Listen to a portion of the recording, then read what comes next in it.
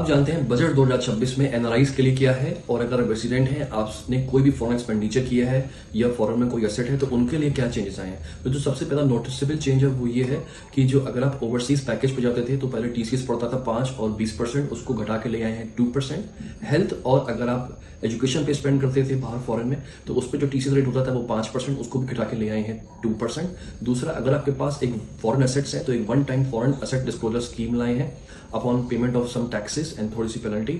आप अपने foreign assets एक टाइम पे एक साथ डिस्क्लोज कर सकते हैं, वन टाइम स्कीम लाई गई है ये। नेक्स्ट बहुत इंपॉर्टेंट चेंज है, अगर आप person of resident of Indian origin है या सिटीजन ऑफ इंडियन ओरिजिन है तो पहले आपको जो फॉरेन आप में आप रहते थे तो आपको इंडियन कंपनी में इन्वेस्ट करने की जो मैक्सिमम लिमिट थी वो 5% थी, उसको बढ़ा के अब कर दी गई है 10%। दूसरा, ओवरऑल उस कंपनी में ऐसे कितने भी पर्सन जो इन्वेस्ट कर सकते हैं उसकी ओवरऑल एक कंपनी में जो लिमिट थी उसको भी बढ़ा के अब कर दिया गया 24%। दूसरा, अगर आप एनआरआई हैं, प्रिजम्पटिव टैक्सेशन अगर आप लेते हैं तो आपके ऊपर अब मैट लगेगा, उसको आपको मैट से आपको एग्जाम रखा गया है। अगला जो बहुत इंपॉर्टेंट चेंज है, अगर आपने किसी एनआरआई से प्रॉपर्टी आपने खरीदी है, वो सेलर है, तो पहले आपको फॉर्म नंबर 27Q भरना पड़ता था जिसके लिए कि आपको 10 नंबर लेना पड़ता था।